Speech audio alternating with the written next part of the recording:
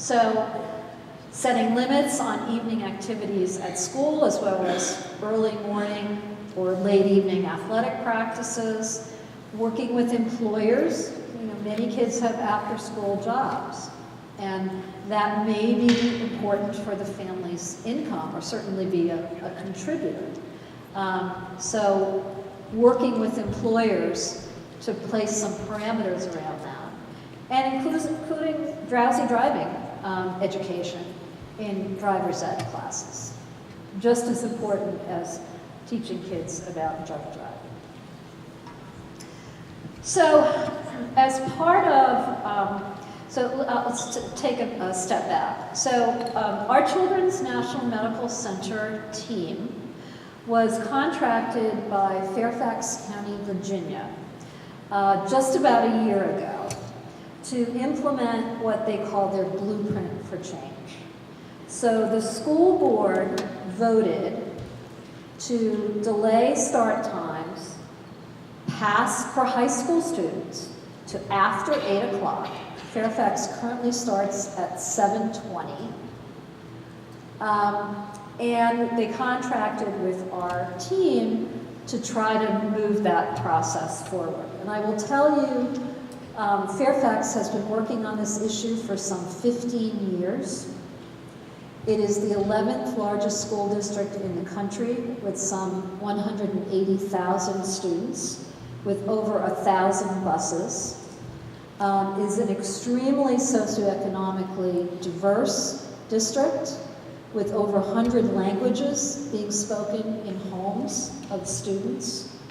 So it ranges anywhere from Tyson's Corner in McLean, where a lot of the Supreme Court judges live, to communities where most of the students have free breakfast.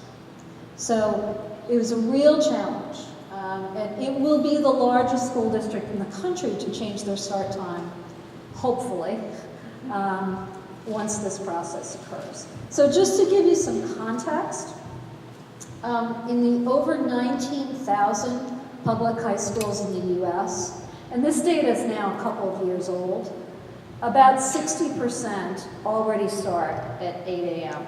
or later.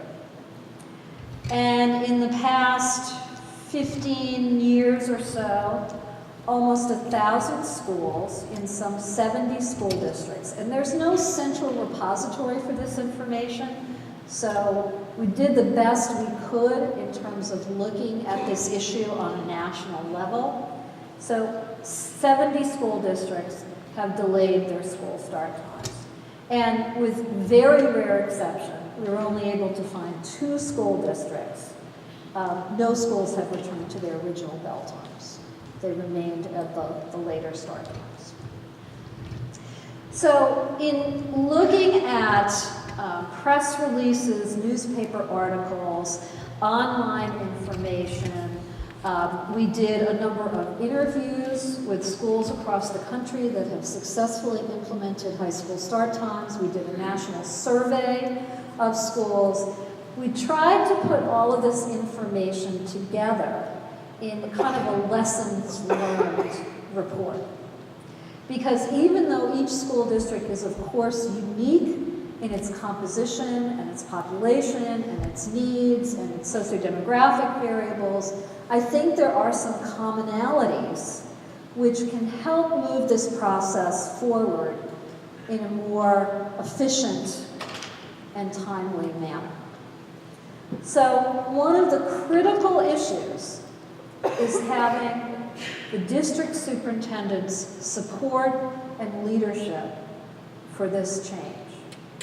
Because that person oftentimes sets the tone for other staff and gives implicit or explicit messages to the myriad of other administrative levels about whether this is a good idea or not. Oftentimes has a degree of control over communications, both within the school family and with families in the community, as well as planning and logistics. The superintendent presumably has built up a significant amount of trust in the community and good relationships, and can leverage that to move the community along in educating them about the importance of this and providing a leadership role to move things forward. The school board involvement is also absolutely key.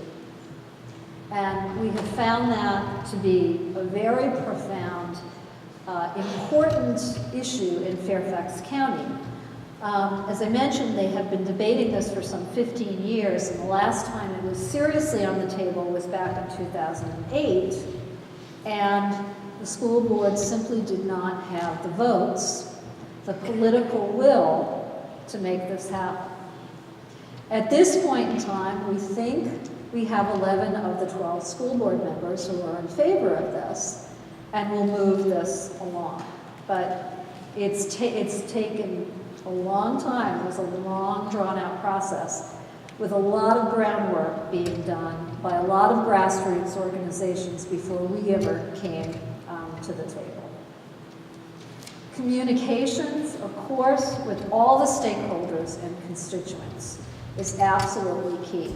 So when we undertook this task last April, we held some 40+ individual one-on-one meetings with key stakeholder groups, ranging from Parks and Recreation to the Athletic Council, to the PTAs, to the Principals Association, to the Better Business Bureau, to the Police Department.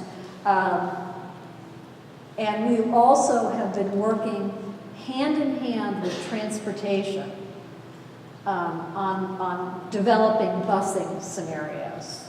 So it's a lot of intensive work, but I think the message in terms of the process is everyone's voice needs to be heard. And I think some of the principal reasons that this did not happen previously in Fairfax County was because people felt disenfranchised from the process. There were groups that felt that their concerns were not taken seriously. So that is a very, very important message in a district that is contemplating moving forward with this. And of course, the leadership of the schools, the principals, and teacher support are absolutely vital as well. And don't forget about the students. I mean, they're the ones who are being most impacted by this. And they can be sometimes your worst critic, but more often your most passionate and articulate spokesperson for this change. Because you ask most high school students how they feel about having to get up that early to get to school. And they recognize what the problems associated with that are. Now, for many schools, the strategy involves, if you're going to make start times later for high school students, some schools have done what's called a flip, where they actually exchange the start times of elementary schools and high schools. And this is in concert with the biology, because by and large, younger students wake up earlier, they go to bed earlier and wake up earlier. They're morning larks. But there are considerations with that. And one of them, which we were talking about in the reception beforehand, is the issue of civil twilight. So this essentially means avoiding having young kids waiting for the bus in the dark, in the morning, by the same token, late in the afternoon as well. And so one of our absolutes in setting parameters for establishing busing scenarios in Fairfax was to say there will be no civil twilight violations. And so that does place some parameters around the time that young kids can start school. But it's very important to get the middle and elementary school parents and teachers and principals involved in this, even if you're just changing the high school start time, because it impacts families. The role of community education cannot be underestimated. We've probably given 20 talks out in the community, presentations very much like this for PTAs, different groups of stakeholders, different times of the day, some in the evening, some in the morning, to try to reach out to as many members of the community who are going to be affected as possible. We have a website. We're going to be holding town hall meetings, and we're also going to be having webinars so we can reinforce these scientific messages and the rationale to help the community understand why this is in the best interest of students. And this is not just about sleep, as you've seen, and it's not just about academic performance, it's about health, safety, and well-being of students. Critical role of community engagement. So it's not just education of the community, it's getting people involved. Whether that's at the local school level to problem solve, whether that's on task forces, whether that's grassroots organizations which mobilize the community. It's very important to get as many people involved in the process as possible, to make their voices heard, and to make them feel like they have some say in what's going on. And providing that engagement early and often to get both positive and negative feedback. And you may want to enlist the role of professional health groups.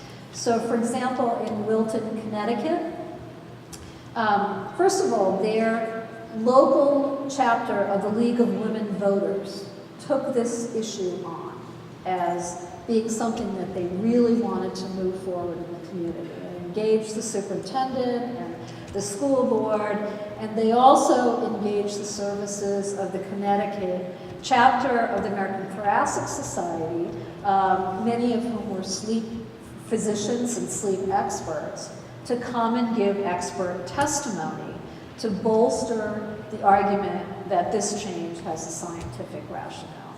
So use the experts in your community, involve them particularly early on in the process of education.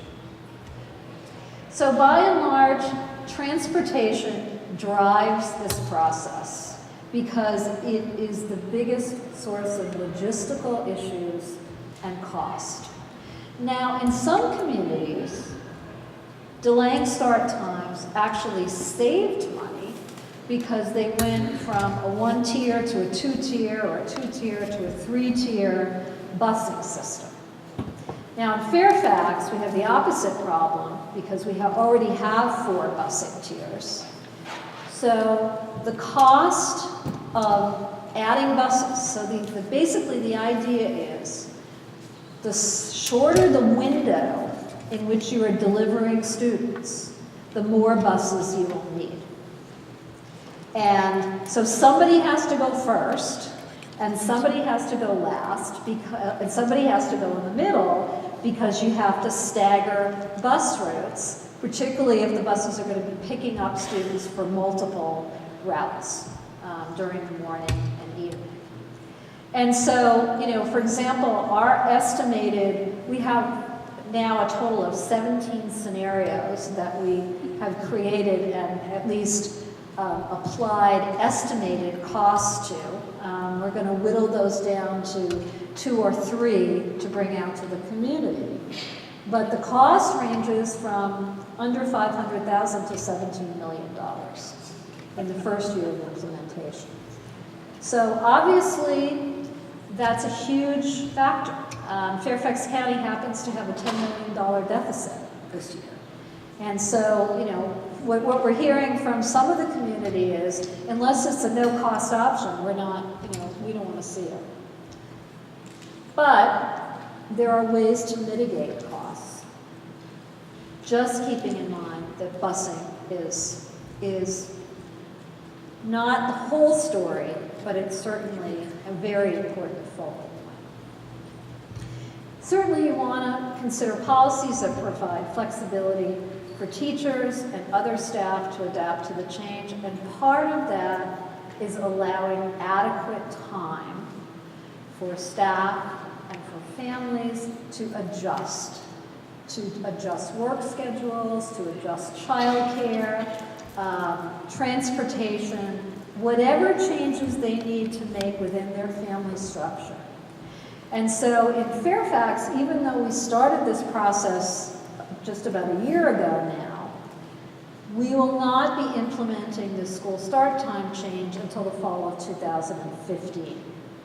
And the reason for that is to give the community ample time to adjust to this change, which has such a huge ripple effect on so many different citizens. Providing ongoing support. So particularly if individual schools can form task forces or working groups to kind of address problems as they come up during the implementation process is important. You want to provide information and education about healthy sleep habits, because it's not just about changing start times, although I would argue that if you don't delay high school start times, students will never be able to get enough sleep. But just because you do delay start times doesn't mean that students will get enough sleep. And that's where the educational part comes in. And it has to be delivered in culturally sensitive ways. So we're working with different minority groups. Fairfax County happens to have 20% Asian minorities in the district. We're working with these different groups to craft the messages that will be related in ways that make sense to these different demographic groups. And if you're going to contemplate making this change, I would urge and encourage you to study the outcomes. Because every time a paper is published that shows hopefully positive, but we also want to see negative results. If those are happening, we want to know about those. And so to have some kind of a systematic way in mind to look at whatever parameters are important to you before and after the start time change. So things like attendance rates, or things like drowsy driving crashes, or self-reported depression, or any of the outcomes that I've already mentioned. Some other strategies that schools have employed is having a zero period at the beginning of the day, essentially a study hall, so there are no actual core subjects taught in that first period. Having online morning classes, early dismissal on game days for student athletes. One of the things that has come up in Fairfax County is turf. So I didn't know this, but artificial turf dries out much faster than natural turf. And so the turnaround time for the use of athletic fields is much faster. But of course, artificial turf costs money. So is that something that schools want to invest in? Now, the other unique thing about Fairfax County is the huge use, community use, of school facilities, fields, gymnasiums, courts, and the fact that none of the high schools in the county have their own pools. They use community pools. So there's a huge interplay between, obviously the adults from the community can't start using facilities until the students are off the fields. And so negotiating that process, and there's been lots of different ways that we have tried to address that, can be quite complex. Creating bus depots where students can be dropped off at a central place and potentially transported more efficiently. Some schools have encouraged use of public transportation. In Denver, Colorado, for example, they made a deal with the public transit system to offer bus passes to all of the high school students, thus cutting way down on the need for buses, school buses, to transport these students. We have contemplated what's called a phased-in approach in Fairfax. So the idea was that we would pilot this change in start times in maybe 4 or 5 of the some 20-odd high schools in the district. But I think that ends up being more complicated than it's probably worth. And in fact, most school districts have not done that and have gone directly to full implementation. So each community faces different and unique challenges. I think that goes without saying. Not all students will benefit equally. So if there are students who choose to get up at 5 o'clock in the morning for a swim practice, or to go to the gym, or do whatever they want to do, you can't force a student to get more sleep. But if you can educate them about the importance of it, that at least is a step in the right direction. And your goal here is to provide the greatest good for the greatest number of students. And I would argue that by not doing anything in regards to delaying start times, you are doing harm. So the status quo is not really acceptable. Change is hard, and that's probably the biggest obstacle, particularly because the anticipation of the problems is oftentimes far worse than what actually happens. We talked to Arlington, Virginia, which is a neighboring district, who changed their start times over 10 years ago, and their big concern was there was going to be a mass exodus of teachers leaving the district. And in fact, there was one teacher who left after the start time change, and that was for an entirely personal reason and had nothing to do with the change in start times. The impact on athletics is very often a concern. You know, how are we going to play a game with the neighboring district if they start at a different time? And again, this turns out to be, I won't say a trivial issue, but a solvable problem. So often there's a considerable amount of downtime between the end bell and students actually getting on the bus to go to games. So that can be shortened. I mentioned earlier this issue of allowing early dismissal for student athletes. I'm not such a fan of that because I think after all, kids are in school to learn. Athletics are important, but academics are as well. The impact on extracurricular participation, the studies that have looked at this have found no differences. Teacher retention I mentioned.